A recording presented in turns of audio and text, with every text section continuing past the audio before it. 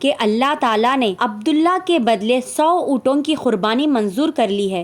انہوں نے کعبہ کے پاس 100 اونٹ قربان کیے اور کسی کو کھانے سے نہ روکا، سب انسانوں، جانوروں اور پرندوں نے ان کو کھایا۔ امام زہری کہتے ہیں کہ عبد المطلب پہلے آدمی ہیں جنہوں نے آدمی کی جان کی قیمت 100 اونٹ دینے کا طریقہ شروع کیا۔ اس سے پہلے 10 اونٹ دیے جاتے تھے۔ اس کے بعد یہ طریقہ سارے عرب میں جاری ہو گیا، گویا قانون بن گیا کہ آدمی کا فدیہ 100 اونٹ ہے۔ آج کی اس ویڈیو میں دوسرا حصہ پیش کیا جا رہا ہے۔ جن لوگوں نے پہلا حصہ ابھی تک نہیں دیکھا وہ آئی بٹن پر کلک کر کے پہلا حصہ دیکھیں۔ بسم اللہ الرحمن الرحیم۔ نبی کریم صلی اللہ علیہ وسلم کے سامنے جب یہ ذکر آیا تو آپ نے اس فدیہ کی تصدیق فرمائی، یعنی فرمایا کہ یہ درست ہے۔ اسی بنیاد پر نبی کریم صلی اللہ علیہ وسلم فرماتے ہیں، میں 2 ذبیحوں یعنی حضرت اسماعیل علیہ السلام اور حضرت عبداللہ کی اولاد ہوں۔ حضرت عبداللہ قریش میں سب سے زیادہ حسین تھے، ان کا چہرہ روشن ستارے کے مانند تھا۔ قریش کی بہت سی لڑکیاں ان سے شادی کرنا چاہتی تھی، مگر حضرت عبداللہ کی شادی حضرت آمنہ سے ہوئی۔ حضرت آمنہ وہاب بن عبد مناف کی بیٹی تھی۔ شادی کے وقت حضرت عبداللہ کی عمر 18 سال تھی۔ یہ شادی کے لیے اپنے والد کے ساتھ جا رہے تھے۔ راستے میں ایک عورت کعبے کے پاس بیٹھی نظر آئی۔ یہ عورت ورقہ بن نوفل کی بہن تھی۔ ورقہ بن نوفل قریش کے ایک بڑے عالم تھے۔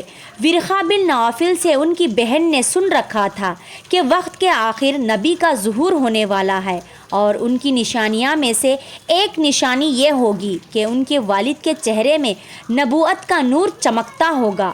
جو ہی اس نے عبداللہ کو دیکھا فوراً اس کے ذہن میں یہ بات آئی۔ اس نے سوچا ہو نہ ہو یہ وہ شخص ہے جو پیدا ہونے والے نبی کے باپ ہوں گے۔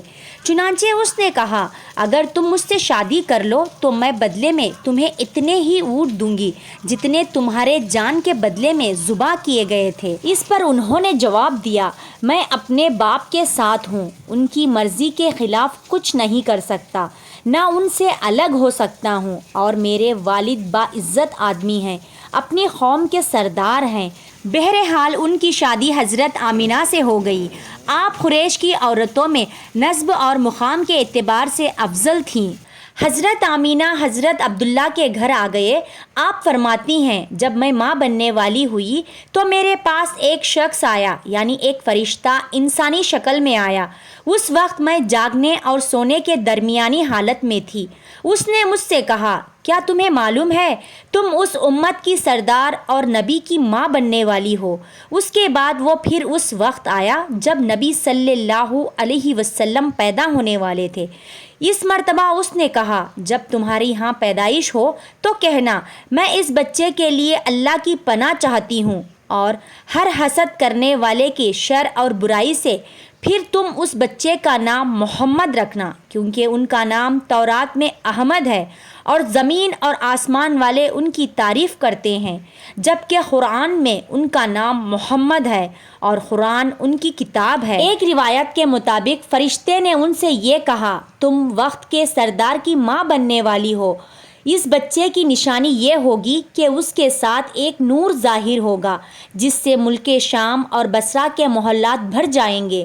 جب وہ بچہ پیدا ہو جائے گا تو اس کا نام محمد رکھنا، کیونکہ تورات میں ان کا نام احمد ہے کہ آسمان اور زمین والے ان کی تعریف کرتے ہیں، اور انجیل میں ان کا نام احمد ہے کہ آسمان اور زمین والے ان کی تعریف کرتے ہیں، اور قرآن میں ان کا نام محمد ہے۔ حضرت عبداللہ کے چہرے میں جو نور چمکتا تھا، شادی کے بعد وہ حضرت آمنہ کے چہرے میں آ گیا تھا۔ امام زہری فرماتے ہیں، حاکم نے یہ روایات بیان کی ہے اور اس کو صحیح قرار دیا کہ صحابہ رضی اللہ تعالیٰ عنہم نے حضور نبی کریم صلی اللہ علیہ وسلم سے عرض کیا، اے اللہ کے رسول، ہمیں اپنے بارے میں کچھ بتائیے۔ آپ صلی اللہ علیہ وسلم نے ارشاد فرمایا، میں اپنے باپ ابراہیم علیہ السلام کی دعا ہوں، اپنے بھائی عیسیٰ علیہ السلام کی بشارت ہوں اور خوشخبری ہوں۔ جب میں اپنے والدہ کے شکم میں آیا تو انہوں نے دیکھا، گویا ان سے ایک نور ظاہر ہوا جس سے ملک شام میں بصرہ کے محلات روشن ہو گئے۔ حضرت آمنہ نے حضرت حلیمہ سعدیہ سے فرمایا تھا، میرے اس بچے کی شان نرالی ہے، یہ میرے پیٹ میں تھے تو مجھے کوئی بوجھ اور تھکان محسوس نہیں ہوئی۔ حضرت عیسیٰ علیہ السلام وہ آخری پیغمبر ہیں جنہوں نے آپ صلی اللہ علیہ وسلم کی آمد کی خوشخبری سنائی ہے۔ اس بشارت کا ذکر قرآن میں بھی ہے۔ سورہ صف میں اللہ تعالیٰ فرماتے ہیں، اور اسی طرح وہ وقت بھی قابل ذکر ہے جب کہ عیسیٰ ابن مریم علیہ السلام نے فرمایا کہ اے بنی اسرائیل، میں تمہارے پاس اللہ کا بھیجا ہوا آیا ہوں کہ مجھ سے پہلے جو تورات آ چکی ہے اس کی تصدیق کرنے والا ہوں، اور میرے بعد جو ایک رسول آنے والے ہیں ان کا نام مبارک احمد ہوگا، میں ان کی بشارت دینے والا ہوں۔ اب چونکہ حضرت عیسیٰ علیہ السلام یہ بشارت سنا چکے تھے، اس لیے ہر دور کے لوگ آپ صلی اللہ علیہ وسلم کی آمد کا بے چینی سے انتظار کر رہے تھے۔ ادھر آپ کی پیدائش سے پہلے حضرت عبداللہ انتقال کر گئے۔ سابقہ کتب میں آپ کی نبوت کی ایک علامت یہ بھی بتائی گئی ہے کہ آپ کے والد کا انتقال آپ کی ولادت سے پہلے ہو جائے گا۔ حضرت عبداللہ ایک تجارتی قافلے کے ساتھ تجارت کے لیے گئے تھے، اسی دوران بیمار ہو گئے اور کمزور ہو کر واپس لوٹے۔ قافلہ مدینہ منورہ سے گزرا تو حضرت عبداللہ اپنے ننھیال یعنی بنو نجار کی یہاں ٹھہرے۔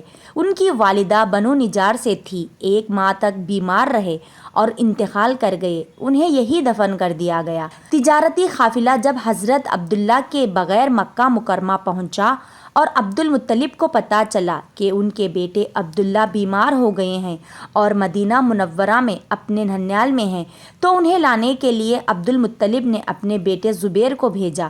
جب یہ وہاں پہنچے تو عبداللہ کا انتقال ہو چکا تھا۔ مطلب یہ کہ آپ صلی اللہ علیہ وسلم اس دنیا میں اپنے والد کی وفات کے چند ماہ بعد تشریف لائے۔